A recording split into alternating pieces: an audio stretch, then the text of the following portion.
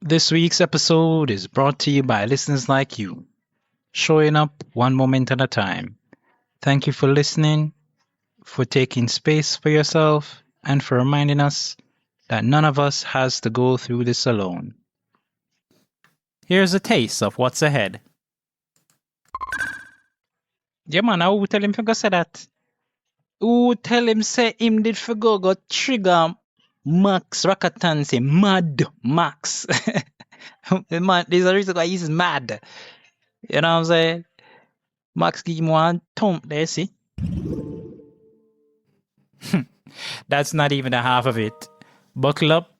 The ride's just getting temporal.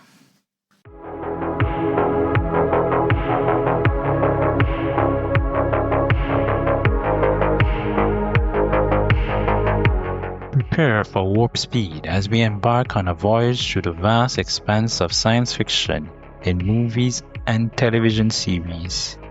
From distant planets to alien civilizations, we delve into the heart of the unknown, unraveling the tales that have captured audiences for generations. Get ready to unlock the secrets of the universe on CodeFlix.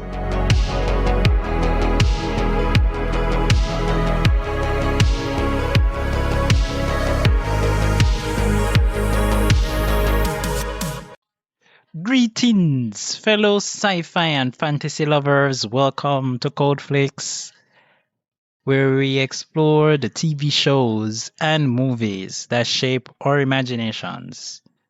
I'm Andre Bonner, and today's episode we'll be looking at the Road Warrior, his survival and savagery in the lawless world of Mad Max 2.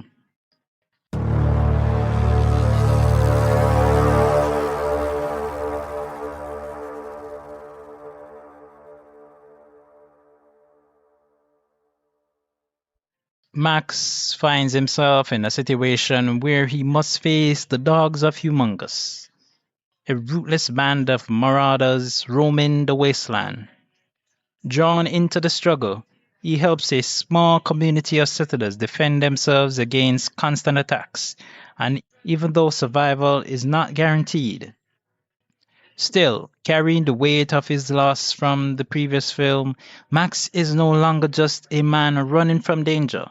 He is someone quietly searching for meaning. His journey is as emotional as it is physical, showing a character trying to redefine who he is in a world that has already taken everything from him. The film closes with a powerful revelation. The voiceover narration belongs to the feral kid, now revealed as the chief of the great northern tribe. He speaks of legend, sacrifice, and survival, and of Max, the man who helped them escape, a man they never see again.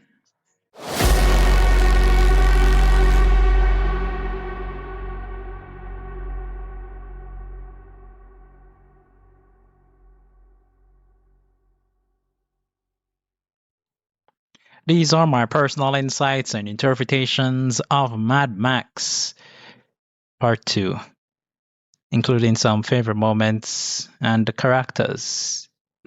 And of course, this is the movie, as I mentioned before, the second in its franchise that has become so popular, right? With the release of Fury Road and games and all sorts of stuff. You know what I'm saying? It's a real pop culture kind of thing going on with this thing. Anyways, let's get right into it. So, of course, we know that Max Rakatansky, having lost his family in the last movie, he's a shell of a man. He returns. There's an opening narration that basically explains how civilization collapsed due to a fuel war and thing, and how Max Rakatansky is surviving all on his very own, right? After losing his family. So like all Mad Max movies, we are into the cars and the crashing and the wrecks. And so Max end up going through a wasteland, right? In an interceptor, right? You remember that V8 interceptor? It returns, right? And one gang them attempt to ambush him. However, he is lucky enough to be able to escape, right? After one relatively brief chase. Very, very, very brief. I mean, like, I just got up for like 2 seconds to get something from the fridge, and when we come back, everything they done. All right. Now, the appearance of I think a recurring character, the gyro captain. He is a scavenger, right? And him have a gyrocopter, right? Which is like a little helicopter that basically functions similar to a helicopter, but it's small and yeah.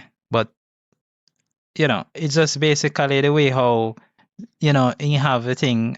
He has his crossbow trained on Max as if him can't do anything to Max. The only thing Max is worried about is probably not getting caught by something or yeah. In things say Max come for rob him. Which in a them time of course anybody would be on edge. So you expect that kind of behavior, right? But Max gets the upper hand on him after him capture the captain and him use that now as leverage to get information about fuel because say fuel is a thing. Everybody want a little fuel and thing. I don't know why fuel is so popular. Well, I know. I'm just saying that. You know what I'm saying? It's just so crazy that at that point, you know, it's them time that the story could be so relevant today that people are going crazy over fuel. Yeah.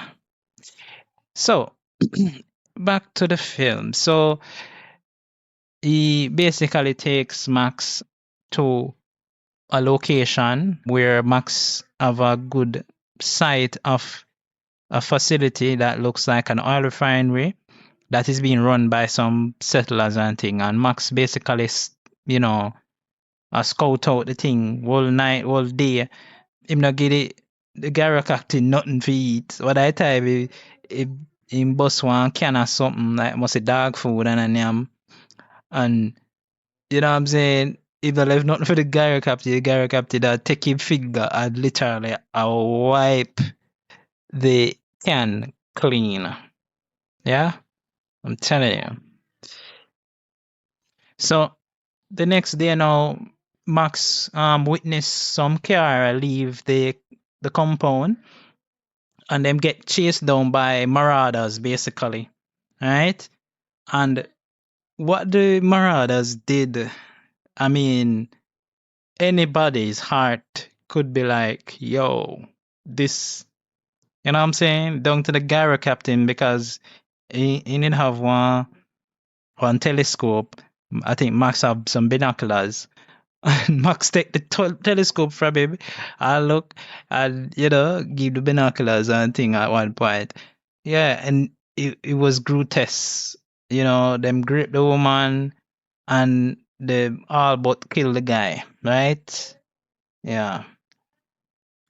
Just as everybody gone, the other marauders them leaving one there. Max step in and him basically strike a deal with the man. This man is almost dead, and dying. And say, but I want some fuel. Me I gotta carry you back at your place, but I want some fuel and thing. So him take the man back to the settlers them and thing. And of course the settlers them apprehensive because who is this man? I carry one of them very own back. And what does he really want? And you know what I'm saying? So they have him basically in custody, angle him certain way, basically if you say, yo, you know what I'm saying, when I really deal with you and thing, you see me? So Max basically I make them know say, listen, I have a deal with this man and thing, and them a say, hey, that man there we are dead right now. And, you know, 'cause the man literally them a try to save him life, but him a dead. And at the same time, the marauders can come back and them have to basically lock down them compound again, right?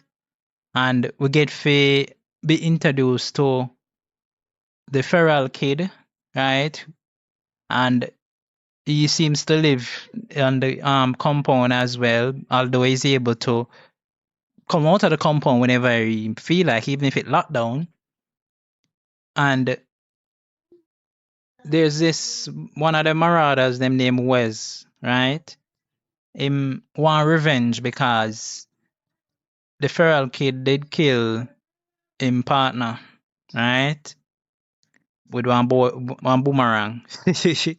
A boomerang, you know, and he'd fling the boomerang. Right, so this is one of the funniest parts of it. He fling the boomerang, and the boomerang come back around. When it come back around, it chop off one of the guy them finger because them never realize say you can't just catch it with your bare hand, right? Yeah, and then when he fling it again, he kill Wes partner, right? Now the gang's leader, him no really want to escalate anything right away, you know. Him name Humongous, Lord Humongous, he call himself. And him basically have to subdue Wes, you know what I'm saying, and thing, and I try to offer the settlers them an ultimatum basically if I say, yo, give us the fuel supply and we will leave you, right? In peace, right? Maybe in pieces, but you're not gonna tell them that outright. So of course, you know, say when you have people in a group, not everybody going to agree. So my settlers them say, yo, boy, we can't trust this man, you know, because we don't know him from Adam. But some of the other people them a say, yo, you know, if he say, I better we do it, and then they won't come back, because we don't think they won't come back, you know, and yeah. We'll be right back after these messages. Out here, there's nothing extra. No money, no comfort, no sponsors riding shotgun. Just this podcast and the will to keep it running. If you're hearing it, you're still alive, still thinking. Share it with someone who knows how to survive on stories alone. Leave a comment. Proof that the signal didn't die in the dust. Every listen, every follow, every share, it's fuel, and the fuel is enough. The road's long. The night's cold. Help keep the engines running.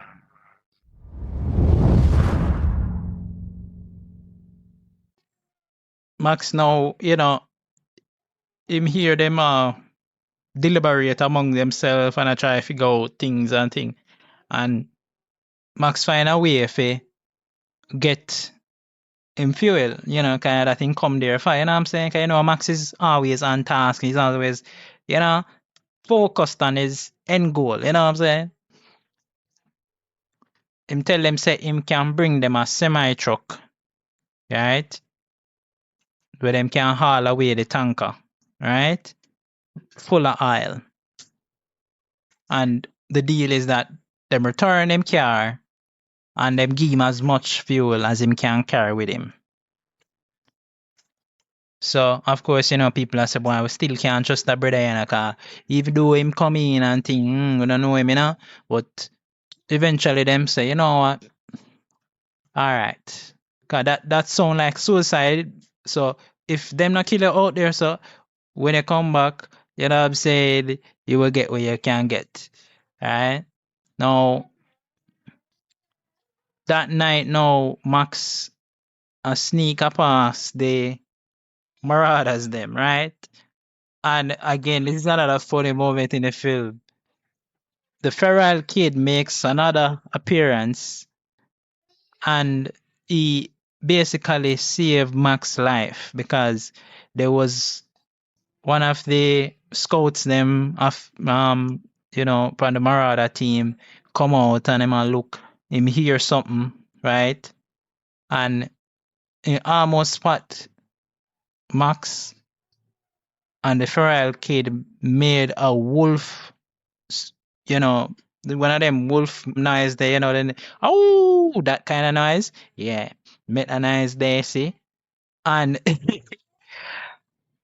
they of course them assume say, yeah, I must want a wolf or something. You know what I'm saying? And distract them, and so Max was able to get away, you know.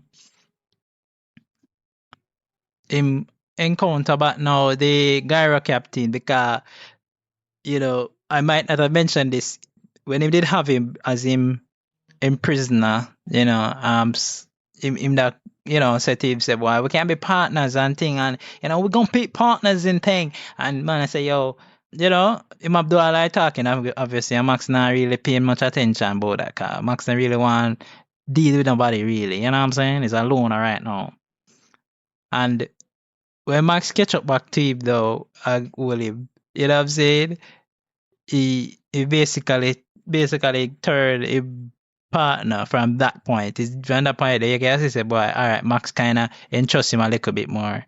And Max, and him work out a deal basically, or an agreement amongst themselves, right?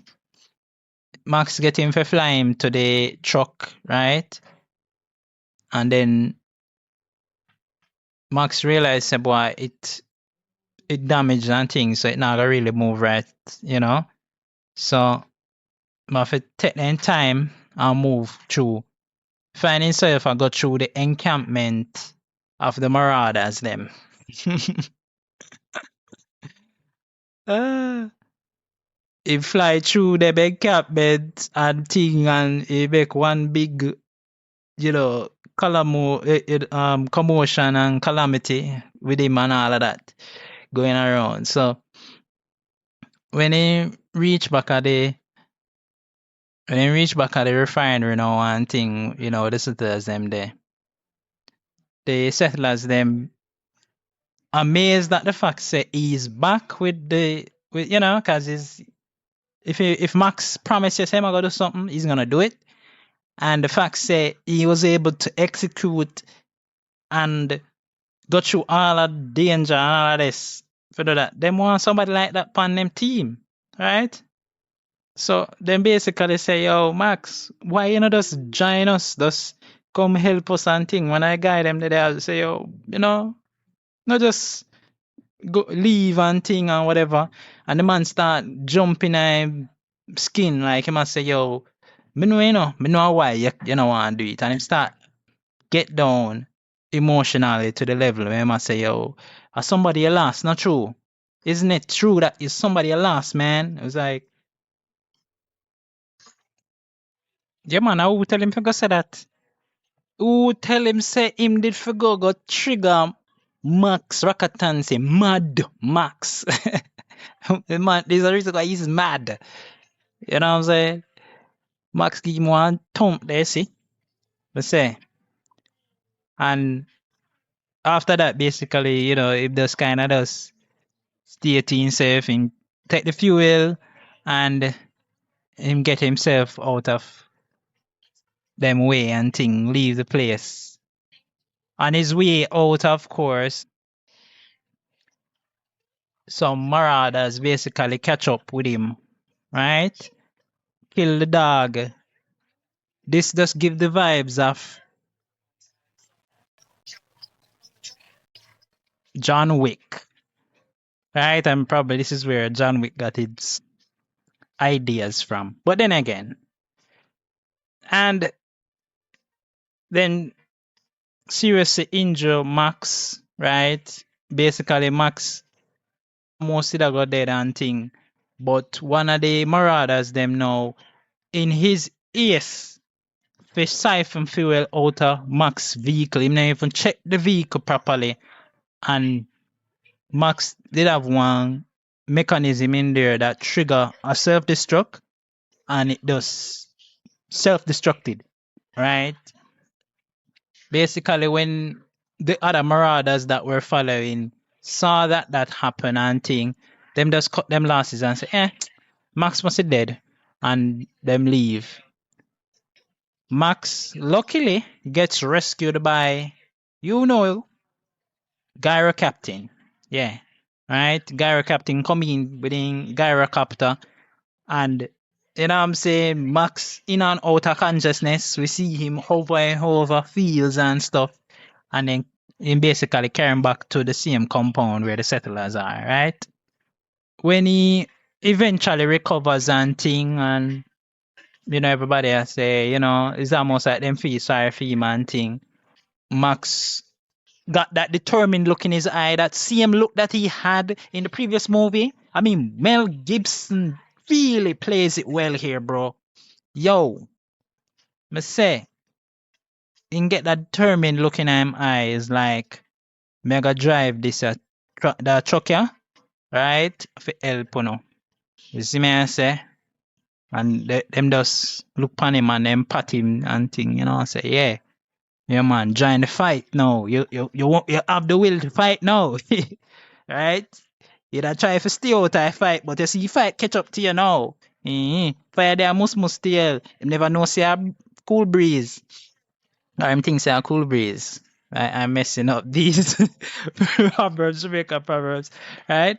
Anyways, so everybody get in on it. Gyro Captain in him, Gyro Captain thing, and couple other the settlers them and thing, and they ride out all together and thing, Feral Kid jumping at the truck when it a leave, he's grown so attached to Max, and basically they're there and thing, and the marauders them start pursue the truck, the tanker, and after like half of them start, do some madness, them road rage craziness, right?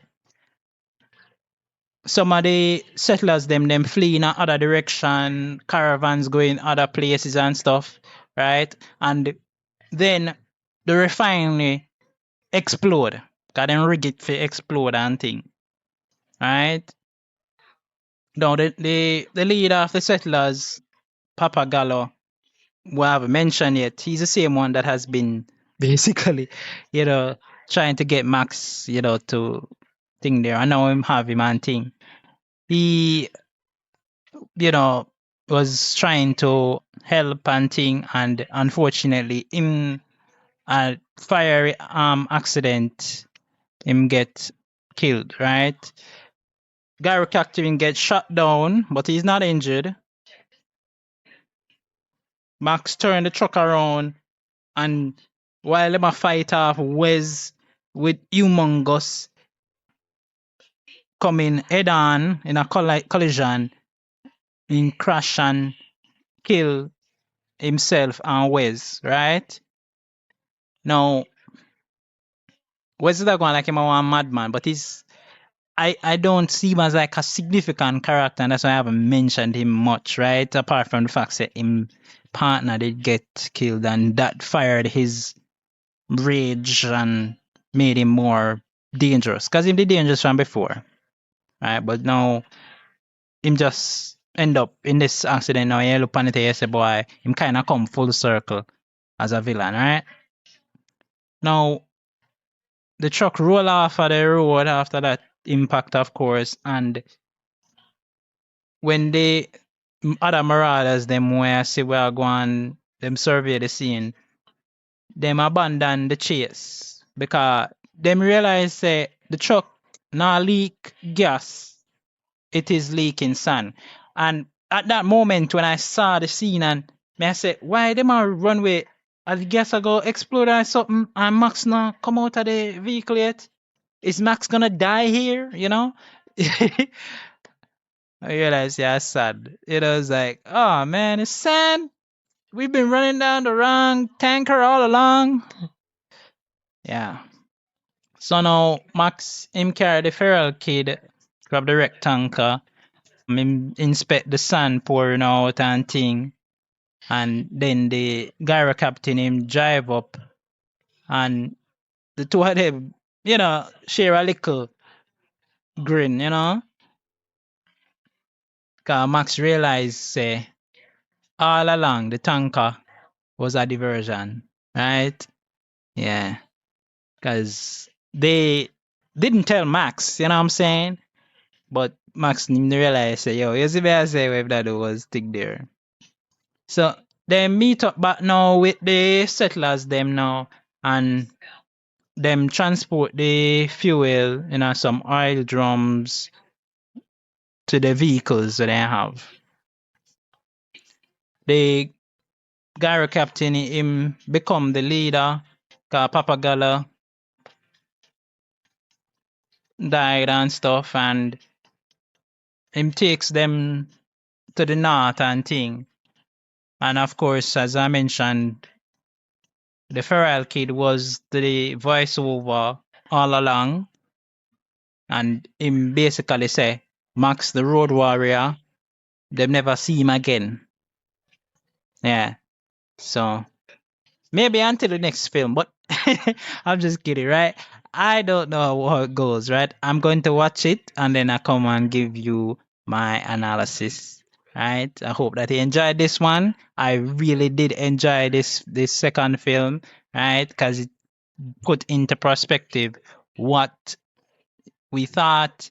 And if you go back to my previous analysis on Mad Max, right, the first one, you can go back a couple weeks ago. It's not even far off, right? Just go back and just take a listen and tell me what you think in the comments.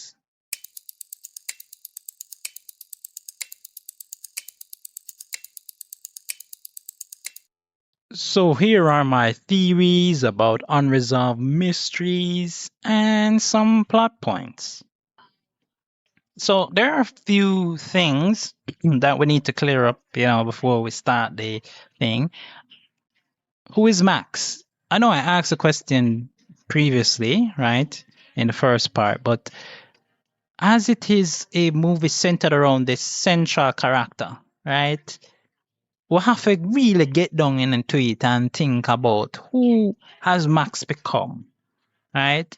Because he has certainly made a significant transformation from being cop that lost his family and has to live with that reality, and he has become a drifter and a rebel of sorts without a cause, right? It could have been fleshed out a little bit more, I think. We didn't really see much of Max's character being developed. Most of the film, majority of the film was centered around what was happening in this particular settlement, right? And how Max interacted with that and all of that, right? In a way, the feral kid kind of represents who Max has become, right?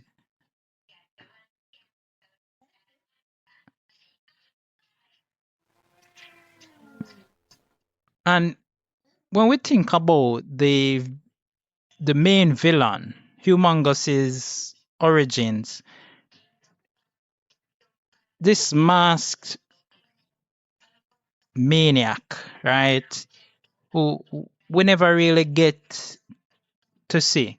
But in a way, it seems like he might be from some kind of law enforcement background, in some ways similar to Max, right? But there's no real certainty, right? And in a way, we can theorize, say, he is a twisted vision of what could have happened to Max, right? What Max's destiny could have been. He could have become this megalomaniacal maniac who hungers for power. Because that's what the oil represents, right? On so many levels. That's what it represents to those with power. A way to hold hostage, to keep power.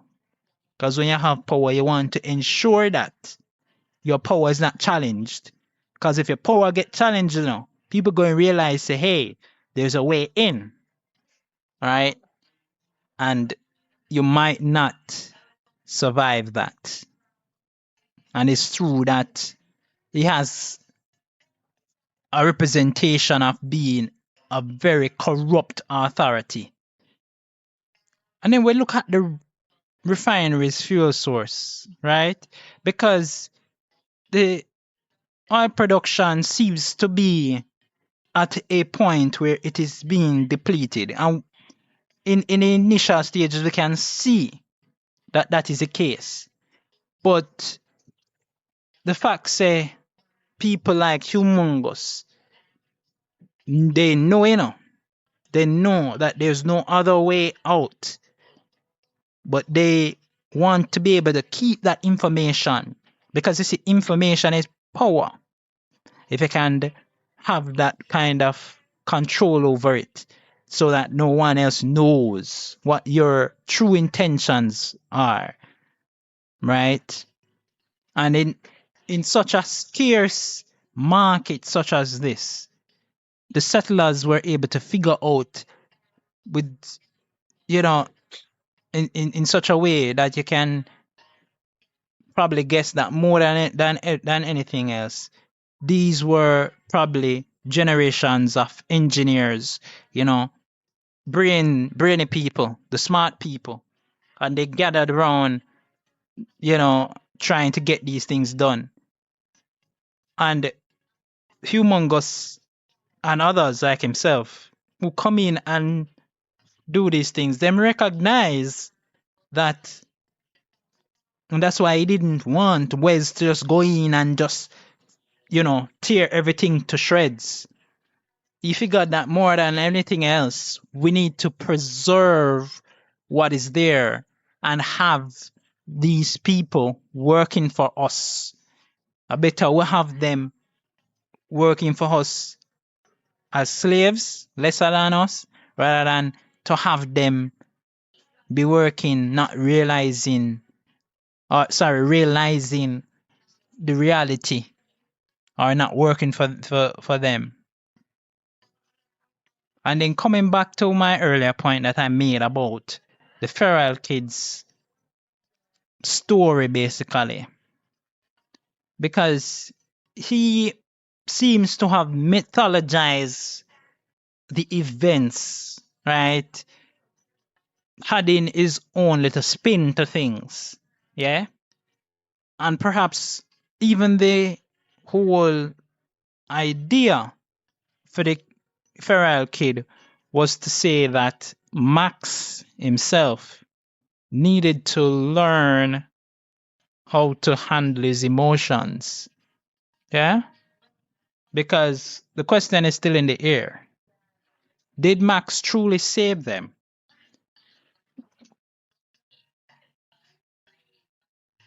And what will become of Max?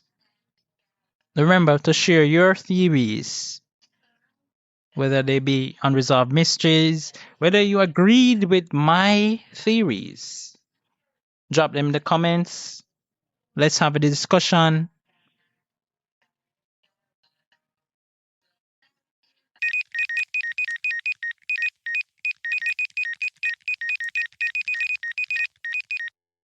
In this episode, we looked at Mad Max 2, The Road Warrior, Survival and Savagery in a Lawless World. Doesn't that just sum up our whole situation currently? I know, right? And this content of the film, right? It doesn't get any more clear than this. You have a maniac who is granted some authority over less than desirable people, right? They're obviously criminals and, several felons among them. Am I still talking about the movie? Right. So obviously there are so many things that parallel reality, and right now, you're just hoping that you can have even one person who can stand up against the tyranny, even if they are piloting a vehicle that doesn't carry anything of value. They just want you. They just want to ruin you. They don't want anything other than your ruin. And the weirdest thing is that many who are so deep within those territories, right? Sitting at the table, enjoying the wine and the great biscuit and the turkey, they don't even realize that they are consuming the last great meal that they will ever have. Because them things say are something will go continue. Them things say it's going to be like continuously going on and on and on. But we have seen in past days that go on and on and on. There is a point where the tap stops flowing, where the oil stops flowing, where things have to stop. And unfortunately, or fortunately, in some cases, it will end, and how it ends is defined by the action that is taken today.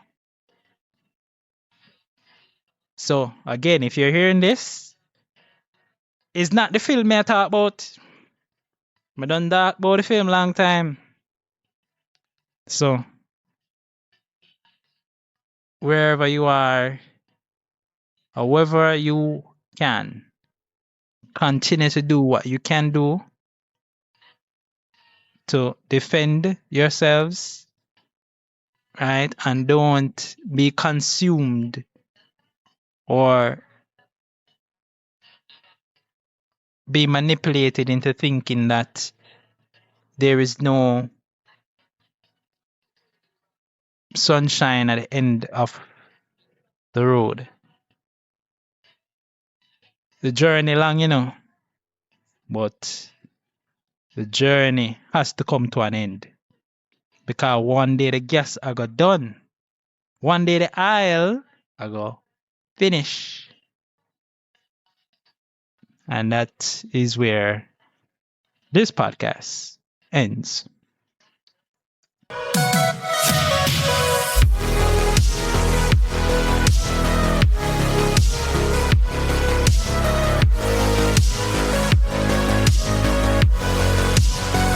And that's the wrap on this episode. We've crossed another milestone, and now the mission continues as we set our sights on 2,000 downloads. If you enjoyed the ride, be sure to follow, like, and share. Thanks for listening, and we'll catch you in the next one.